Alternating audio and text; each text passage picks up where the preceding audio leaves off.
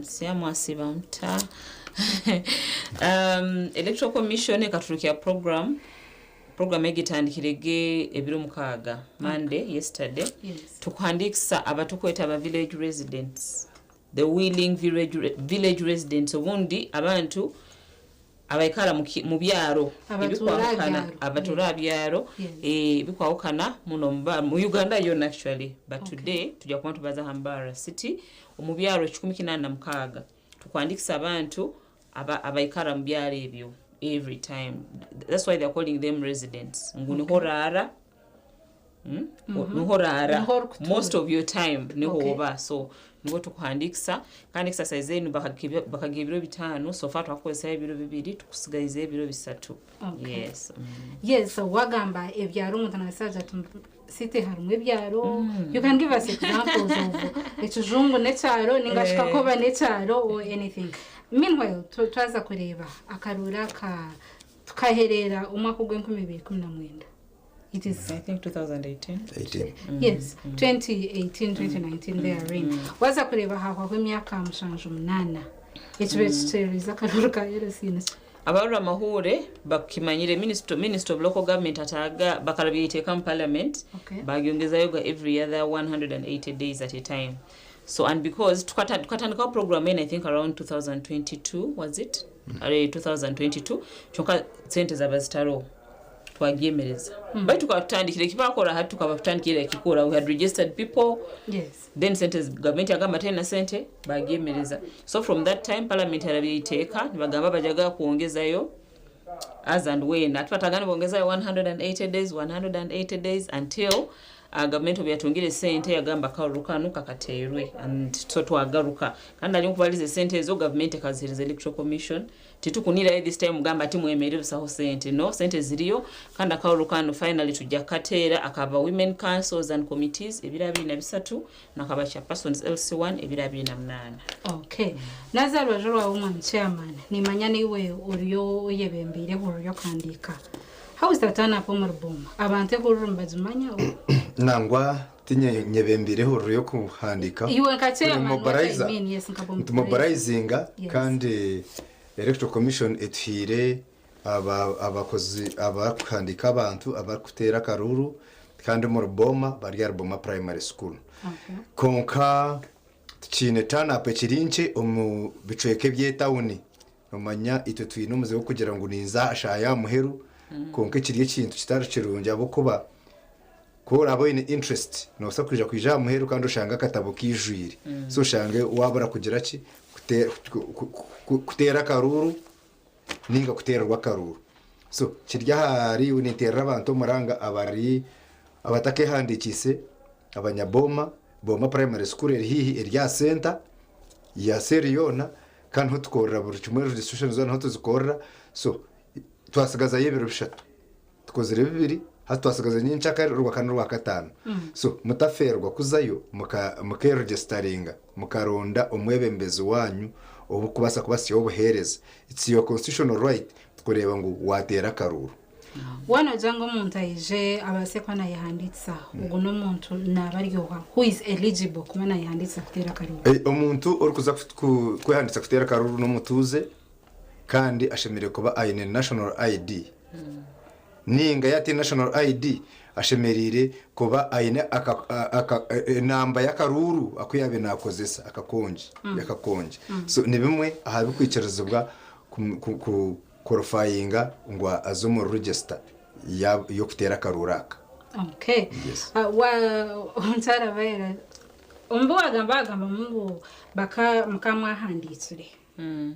Then ubakaruruka bikajya kokubaho. Again now to yon to handika, isn't that more resources, more money? Omuntu mwawe mwamhanditsire, why are you re-registering them?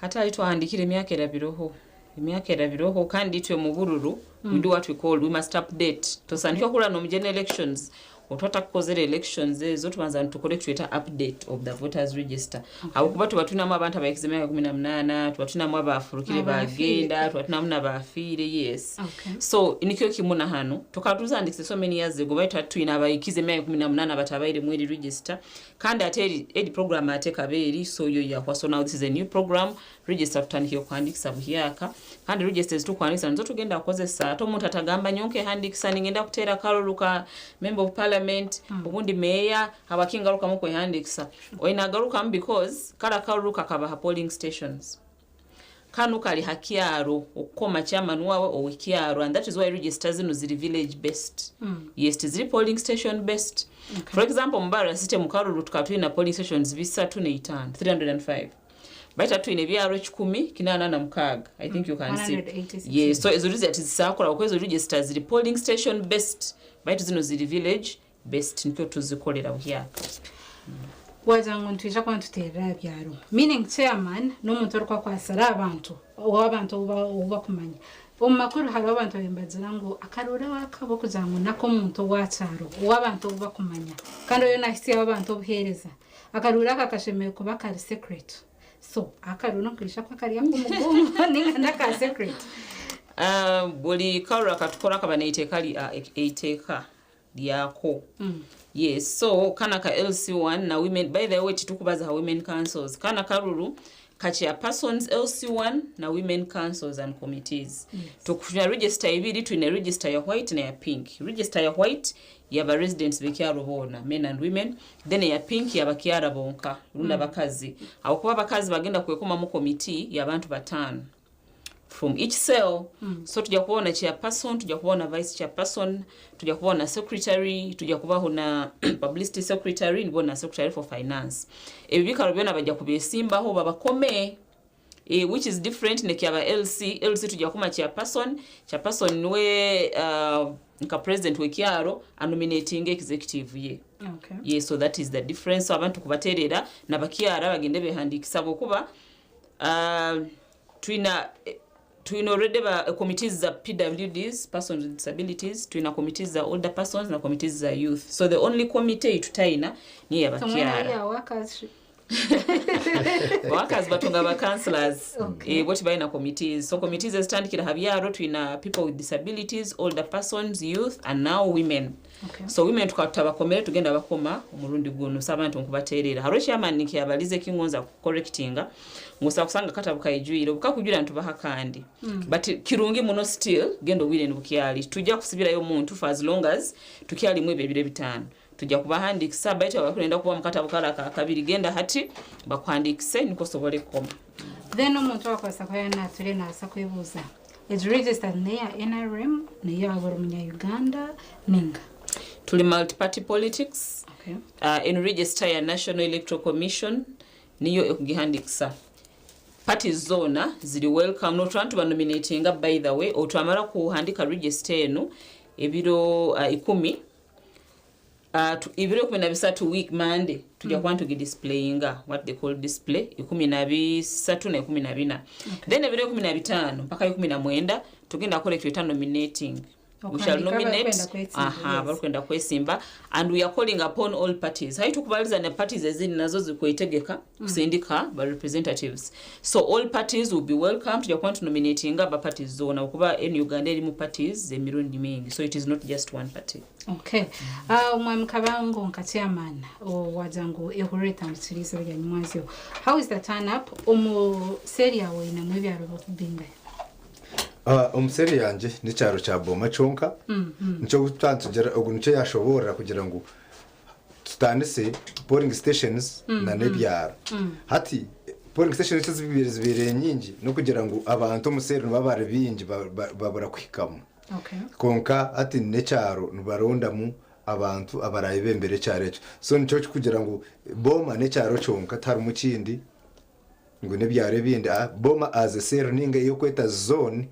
nemwe yonka so tari mu kindi cyaro ekigisiremo kureka twine byare bindi bitererire koko nabo byakaceka byakamukuzi ebyo nabo baza kukora byabo nabo kuterwa babo naba byafurana bakuterwa babo so ito Boma nkaseri nko kwayo nko kwerte ine kindi cyaro ikindi cyeyine. Okay, twaza kureba ihuriro yo kwandika register ningasho kwandika abatezi bakaruneja kwanehwa izo byo rakatano. Yes. Campaign zo zija zatandukanye. We kurugira a road map twarga nominations kurge 2015 kuse 2019 campaign zitandike 2020. Okay. 2020 I think nizihendera abri na mushanju. Turikuza kutera karuru for chairpersons. Turikuza kutera karuru ka 2008. Okay. So umbwo bwirobwo numwe umuntu arukushime kubona na ikirizubwa ngo na candidate. Konka hati turumu abantu no kwereka intentions. So baheza kunominating nubwo nubwo kuba candidate then ukatanga gukora campaigns. Okay. Yes. Naza kacharo jwawe umutara returning officer waza kureba ebzube bizere bukaba mu maybe nka last election aka general election hakishaba muka lotana hapo bururo bundi butari bwaba MPs hataruna naka president. How do you intend akakarura kanaka kutukwataho nakacharo kenyene kandi cyama no go tuyonturonda n'umuntu uri kwisha kuba arira karyeto n'wari kuba nakora burusuma cyaro akarura kandi isha kora atakoreba ngo abantu bakamanya kandi babasakatera umbwinje.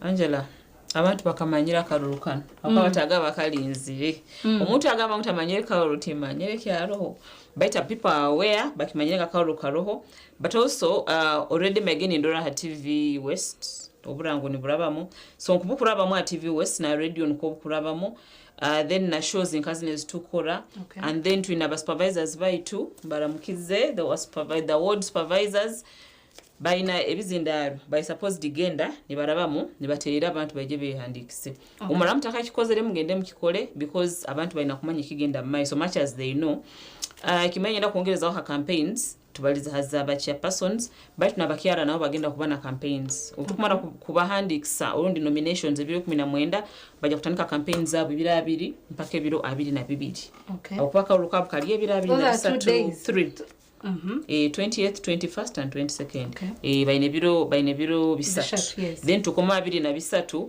nikwo ekiro kyokoma ebiro 28 ekyaba LCs. Omukazi agenda kusinga obwa chairperson mu buli kyaro ajja kubaha committee ya LC1.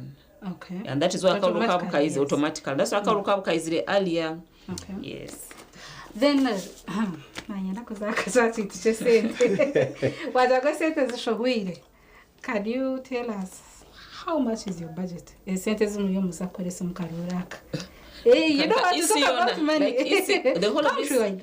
No, team kumanya. I don't know. Okay, embarrassing. Even for embarrassed, I'm not sure. I'm not sure. But the sente ziriyo is tugenda kukozesa mukarurako. Student shoma makuru ninga mahure abantu abo mwakoresa mukaruraka kariya. Haraba kuzanga tubakashashura. Oh yes, okay. General elections, no, it's okay. We are so sorry. We are so sorry. Up to now, we are apologizing. Even to be a e-cash to be tabiango. You know e-cash. Kwata mabaraga abantu abakozere ne mukola list zabo with their phone contacts ne submitting. Ekizwe kitwasengire kutunga because there were so many. Abandi bakatwe numbers tali mabaraga. Okay. Someone is at Tura Violet chonke number ye ekuleta mabaraga Angela.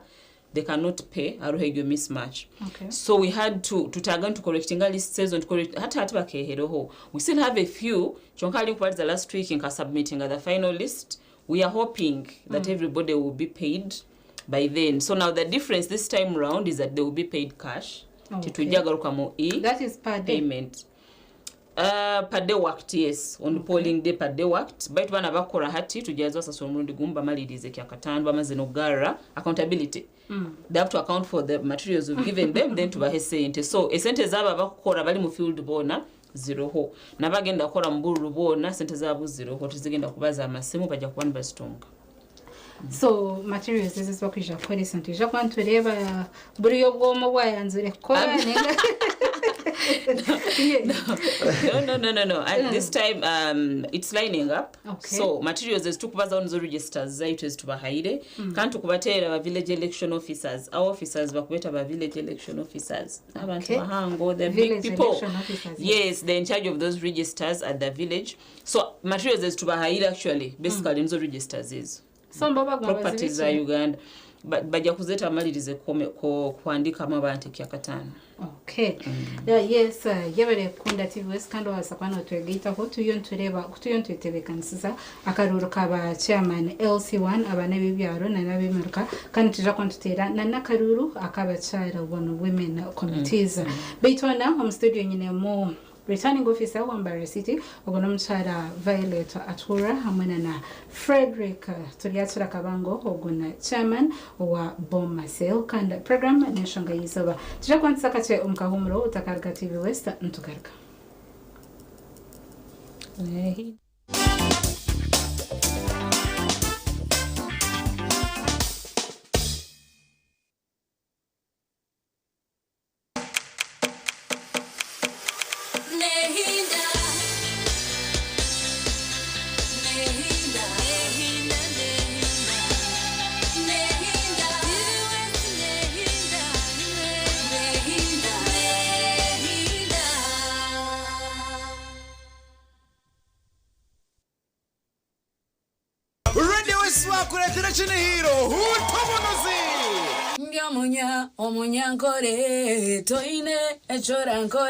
Hey beautiful people, how you doing? My name is Omega 256. It's definitely the Queen of the West. Kandi nyenda kwa mansango ebirabiri na bitano byo kwa mshanju ntakuba turi aho mchai kacheka tuk celebrating Chinihiro cha Radio West. So come through. I can't wait to see you all. Kande byo nanu kuchiba ho Shehan Logistics Limited. So be there.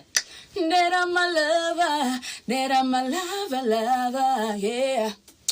Ebirabiri na bitano byo kwa mushanju mwakogo omuchishayi kacheka obo turi kwa muri kiremya kabiri na mushanju y'ubuhereza omurundo gwetu sakabateri gumite manyari tukuretira beshongoza amani omwihanga.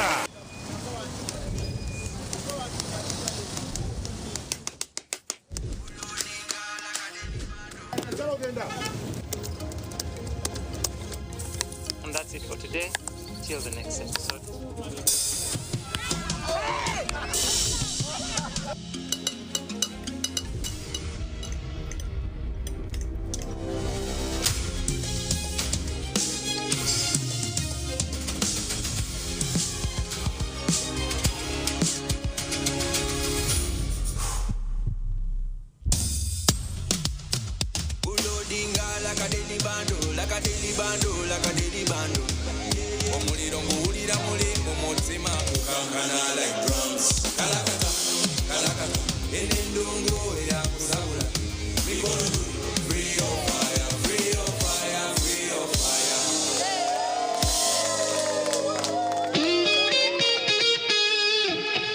It might seem crazy what I'm about to say.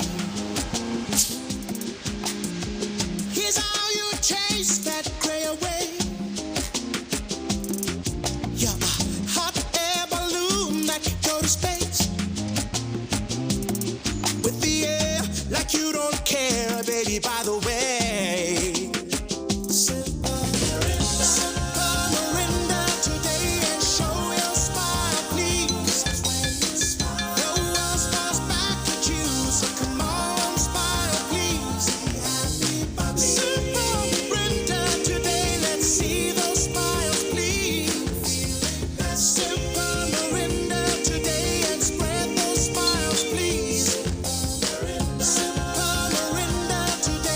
Show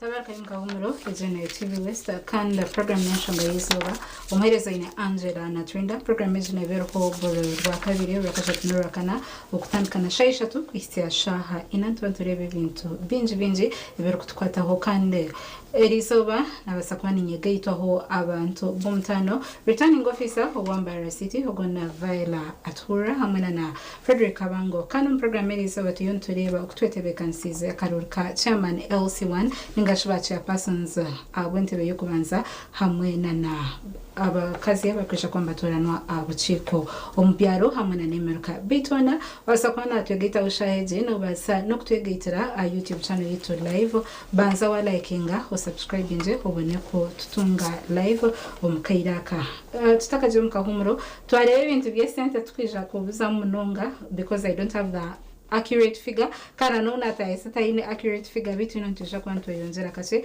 aruko tutangariza ko esente zinzija kwansikora kinzija kwanzishashura wa electoral commission zija kwanzishashura abetsi imbrenzi shashura baha bitu na Nazaro Jorawe omamkabango twaza kureba akaruru ko mugongo wa comparinga na nakarura ka ballot nozirangu akal hectic nkaha kan kaha kwija kutunga impact ya man kujanga abantu basake kejumbira munonga yabare umutebekanisa Angel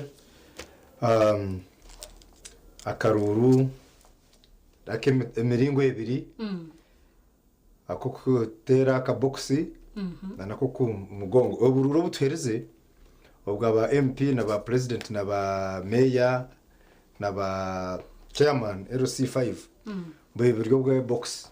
Okay. Haza ninjira ngo parliament omwene etwenda oyo gamaka chairman ninka haza Uganda etkora kubi abo kuba akaruru ko mugongo nakaza kuba kine time nche konka abantu babure kugishikiriza because twine emyogeta kushana so nimbasa kuba nandi yomushomesa nyine lesson kusesha 5 okay konko shanga karuru bajyanka ko mashahina so nche mayisangu niza kumisinga karurako ako mugongo so nitana apuni tekateka ngo neja ko banche kurugera schedule y'abantu kurya bakaruru bagira ngo nikatandika shahi 2 kakasya shahi 10 buryo muna izira ha interview natera karuru nagaraka nakora umurumogwe twina abantu babagurusi okay twina abarema tokoza kushitamiso umuntu shaha kuruga shaha 2 kukashaha 5 ngo ategereze numbers zike ngo batera karuru so no it is hectic abamwitsa ko bateganisa okay so nindeba ngo akaruru ko mugongo nakateganisa na munonga nangwa n'ubukarene kihamu abakubarya murukwe nabamwene banga kwija akugira ngo nabana kubihira ati niza kushajika ahikaje batira mugongo tkashi umugo kandi kwararanze nyuma ninga batekaho kamera bakandeba so binje batine mparana true nsone naza kureba cyo kugira ngo washanga nkamurumuna wawe atakutera karuru ninga maramu wawe won't you get issues at the end of the day when you reba umuntu wakutera karuru anje chikachara bireho hino batera urugo mugongo umukazi yabura kutera umushijawe kwebuze kutera umushijawe yambuza tora ni umucara tuwantera ataba takumanya nawe tubakutera tere nanyu rukumanya imize yawe ati nemize yawe byo gukora byo ati nyunze kutera ati nanyu tindabyemere so nizeze parana zitahwire abantu byo bakunga akarunu kaza terwa babarugumite nubarakatere nanubwire bw'abantu nubuza kuba butari bumwe so nindeba ngo nikaza kuteganisa natana apeto atunjiri omubururo bwahwire nebaso obutahika konka zakurujira aha candidates uko kwa organizing campus zabo okay kira determining okay konka tumangu twine areas zindi z'abantu ezeba diplomats returning officer tuzareba mpora okay umchara Vaila twaza kureba yagamba kintu cyeshaha what is the schedule waza kuri akaruru nkija kunkatanga shazi ngai nkakwa shazi thank you so much Angela twina program yekireke kyokoma twina program tukunira ngu abantu bajja kutandika kujja sahemu. Okay. So from sahemu mpaka saha ina tujja kuba tukole ekitweta verification of voters. Officer itajja kubala aina register ne tukora na verifyinga abula kuija. Angelo ka ukihandikisa kiro kyakainga na kuchekinga. Oli mu ikada linda ho then tukunire kyo kutwara from 7 to 10 kuluga saa mpaka saha ina. Then a program ya itukuluga saha ina mpaka saha 5. Ba officers abatugenda kwatera mu byale ebyo katugete polling station yekyaro ekire the VEOs na polling assistant we bajja collect tukweta vote education. Barabire mu abantu bano akawulu kagenda kulubata kata tugenda kola tutaba bahide sahemu kuluga saha ina mpaka saa 5. So tukunihira kuluga saa 5 mpaka saa 5 nekichweka aho nbo tujja kutandika kukoma abaraba baroho tutusaba kulinda buli muntu wena tumukulindiza bariona kulinda because zanka hweshahi kumi hasi exactly twina teri secret ballot ngutulalinda buli muntu wena. So tukunira kuluga saa 5 mpaka saa 5 nekichweka abantu bajja kusimba bakoma omuntu waabo abofisa babarabururu bwaitu akawulu kahwe chonka obaramara then badeclaring ba winners either bakyara rundi else one chairperson ate else one chairperson obaraba mazire kumukoma bamukomere bamurangirire this time tale center akyara bakumara mukoma singa atungire obwingi ni wara hangu ni wono atonwe chairperson wanyu ate chairperson baramara mukoma na akwata na ikara mu ntebe nkubaraba meya bandi na chairperson zabandi na ikara mu ntebe na aba residents itukweta council bana bata batuku registering ani yegenda kuba village council ato baramara kula chairperson wabo baikale nka council abekyara bali register bona they are the ones forming the council. Then chairman anika ku nominating abantu be agamba ati nyowe omukomere nominatingire Violet niwe vice chairperson wange. Then ni council runda ba residents bajaga by show of hands bainga bakwikiriza bajja kwanika emikono obaraba angire chairperson vice chairperson wawe bajja gamba go rundi agirenge sombi rundi aine chemibi mukazi wawe that is again I don't know but so bagamba kwa hato sa kuteka omukazi wawe ko muntu ondi things like that anyway by to cancel ina kwa agreeing ha committee egyo then bwara mara ajja kuma abantu abandi vice chairperson abantu abandi mukaga chairperson nabantu abandi mukaga. Ebikaro binu halimu vice chairperson, halimu general secretary, halimu secretary for information, education and mobilization, halimu secretary for security or defense, halimu secretary for finance. Harobu sento bugenda manya bugenda yukimanyi right harobu sento bugenda akyaro so baina kuwa na finance waina kwa ole sente ezo chairperson abo baina baze yahulira baitu secretary finance wa yahura sente ze kyaro then na secretary for production and environmental protection ataja kunominating abantu abo mukaga aba kyaro bagambe yes or no then bwaramara ba nominating executive ina kuwa 11 members so abaike musanju so the 4 kuwetu kibalizo earlier the 4 are already there chairperson wa youth chairperson wa PWDs chairperson wa older persons then the chairperson wa women oturatu komere birabina bisatu beteranizo ho ka executive committee enu ebo mabantu 10 no yes on that same day Angela yes dia form eja kuba abantu abo bona position zezo nkunzi balizi umwamchema ntazareba abantu bona because akaruruka twire mukani nka chairman abantu nombashashura mutaningiyo no shashurwa tagamento nekushashura ninga abantu no barundane sete I don't know how obutiko bwanyo ko buko Nebushesya yatugamba yazangwe sente Nebushesya hati arho akasimu chairman takutunga mushara just akasimu ka nakasimu ka ko mutwaro umutwaro bagukwereza ubastakaje tukazirebe bakongeiza after the elections bagambire bakongeize turarora so hato mutwaro konkana bagureta hamuherwa mwaka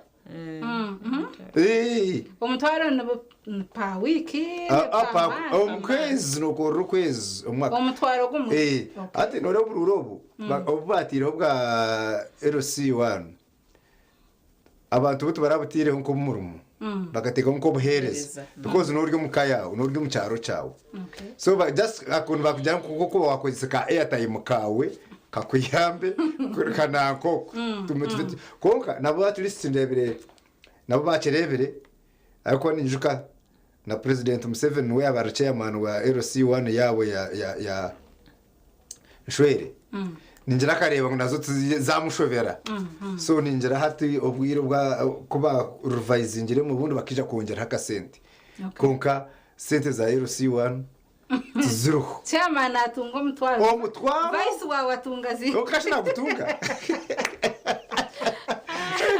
oyetegereza tagutunga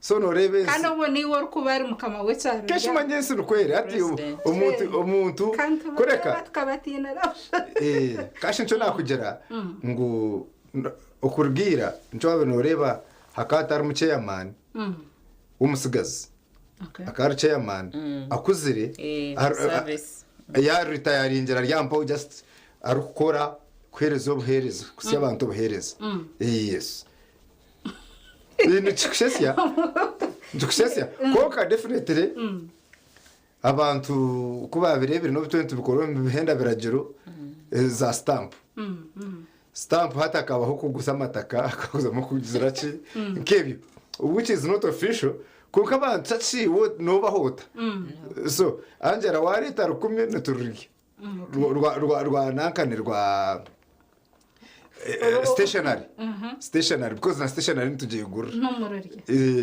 warumpereza hat secretary wa finance mu mugwe nabikazi yes secretary wa finance hati twine eyiba kweta 25% aha revenue collections eziba kwa correctingire okay hati umuryezo nizo mukwemerera mukaplaningira ekizirakure yes ezo nzo kwigura ubguto kwigura mfreje so you select ekintu cy'umukwenda kakachiko ecy'umukwenda gukora aha cyare cyo cy'umukorera ngo problem 25%.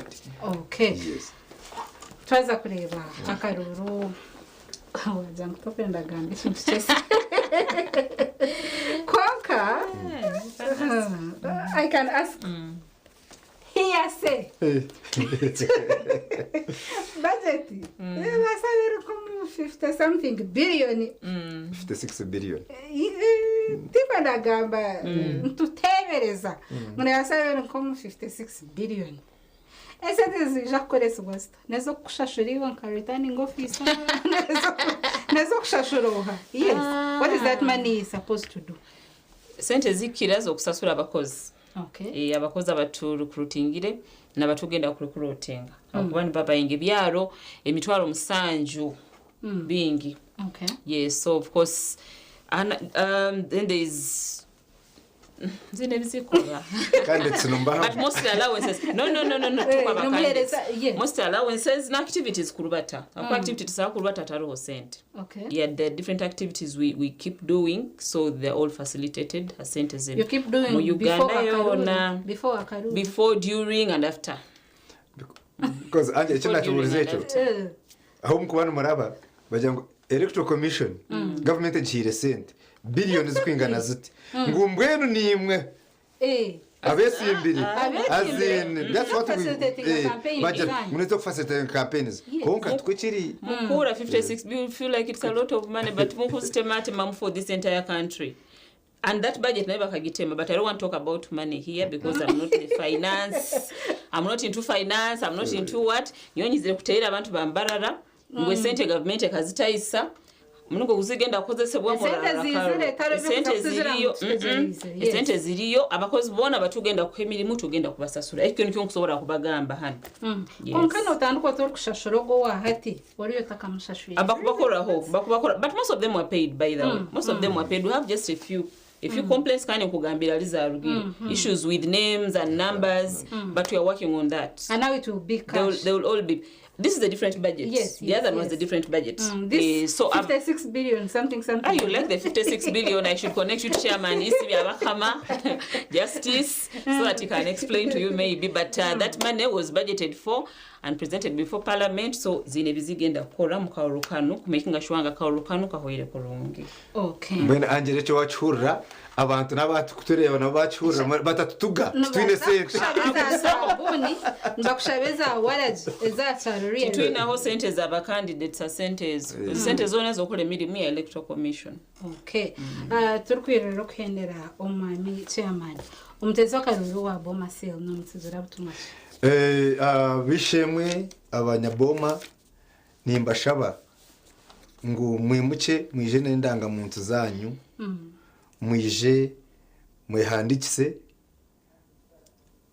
muronde amwebembezi uruko umurarengo naza kubasiyaho buhereza akuba mwamutagire kwihandikisa kandi torija kugira ngo nanka mukarondo mwebembezi mubi n'ikindi kirungi kugira ngo oyejumbire umuhureji urondo mwebembezi wawe ubwo yeregistaringire wota registaringire ibyo kugamba manyango nkadyo nkeki vert yagamba ngo uryo mu register nkuru ibyo nebye nkuru ibyo nebya LC1 n'ibyo kandi nicyo kibaberetire kwemo umuhondano so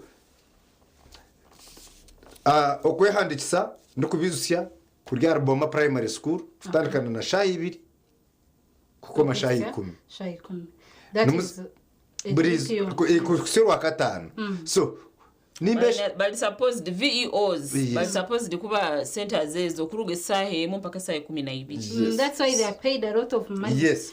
Now so abamwe nshira kucererwa tugira ngo tuza kwija muhero. Okay. Deadline etaka kwata kandi ukashangana uyifuza uti utumanyanye bakanga kumpandika reka tuyo excuses ezo tugende tuhanditse owa information age amanyiseho mutahiwe turebeke ngo exercise age yahakurungi twagira obururu bwihorere hatari mu kunyuruzana amanyango tindayihandikise ninkanaza kwihandikisa byabara wishakare tukabura kuzo mu register kandi tsinde cyana kubenyesha bangu ogambire n'abantu ko kuriyano kwabe mu karuru kari no basakuye kugarukaniza abantu kugira ngo akakaruru kakabavenda akaruru hatekezubu echerumu akaruru numba mugire kweyereka kukorera abantu nyoni nshaba umuntu arayesimbire kore wabo ine manifesto yawe iyo wabo tiro bamara kusinga kwatamna mutayi wo mungaro oyakire manifesto ye mukwatagane mukore kumwe because koze kergech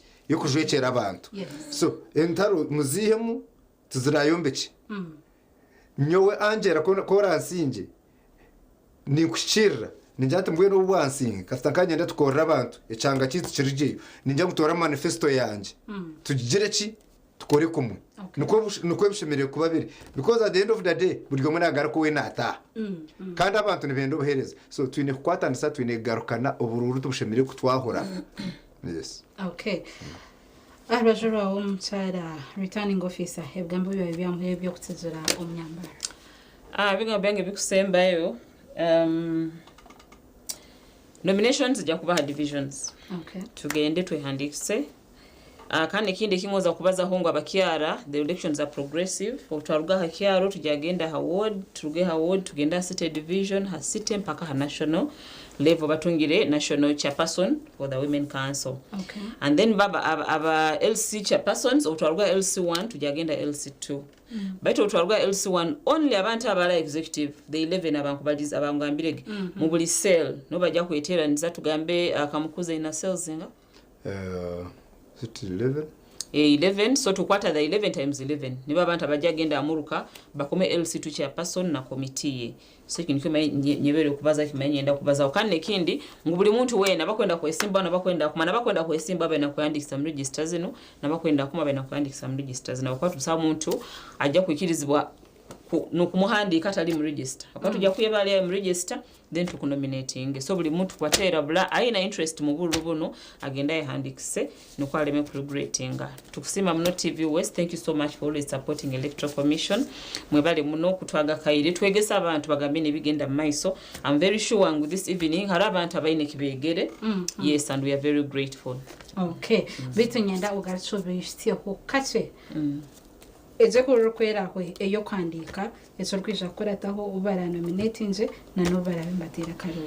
Okay saa zino tukwandikisa tukola registers zikuwa ebiro 10 kya katano kya weekend kanti tukuongezayo Uganda bakamanyira we've extended 2 days we've extended busa okuongeza kwa program yona ekatulukaira mpaka utwamaliza oburubona then utwamara kuhandikisa ebiro 13 n'ebiro 14 tugenda kule tweta display tujagara registers zino mubikale ebyo byonyine haliwo bahandikisa abantu baije bazirolemu kuri amazina gabo wakuija village election officer aja kumuga akandole nasukura namusukulira narora no bajja tugambira ngo bayita ono muteiremu katarara mu kyaro kino bayita ono tumutetwena na complaints forms zaitu bajja kuba bayinazo no hanika complaint yawe tujja kulo mungu tukusortinga complaints ezo that is the very 13 ne very 14 outwamara very 14 very 15 that's when we shall be nominating a division zaitu tujja kwa nominatinga bona bakonda kwesimbaho for women councils ebikale bitane ebyo chairperson vice chairperson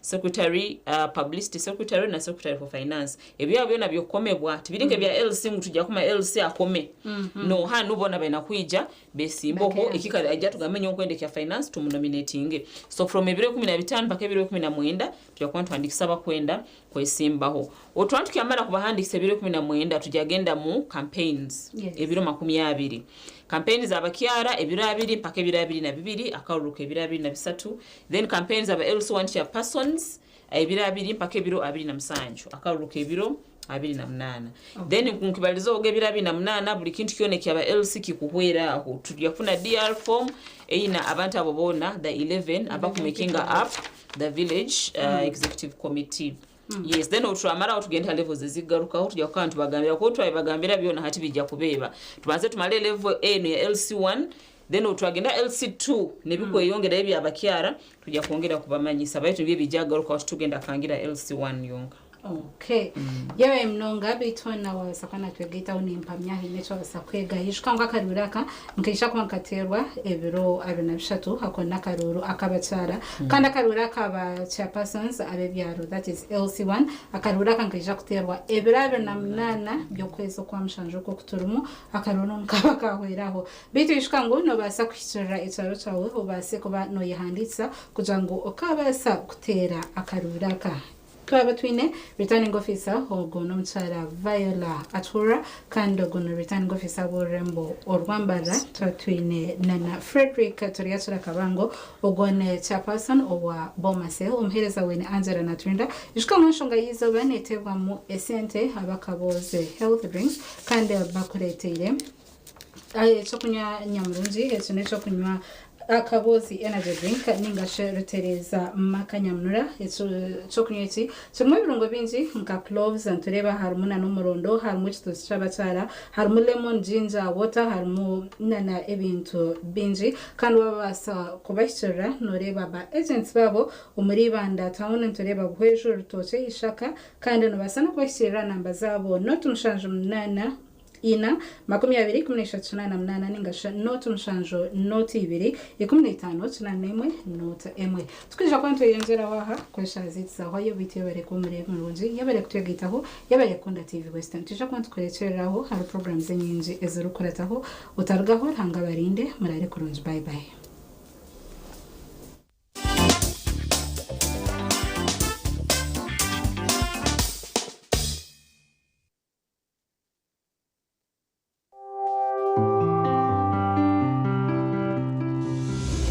Enshonga yizoba yabane kushibwaho Kabozi multivitamin drink chikutasyo munsi y'amagara marungi nichikuyambaho kwigura emisi kireta amanu masyo mubashija hamwe n'abakazi nendijo megasho kwata Kabozi multivitamin drink otuntumura cyubaro na stress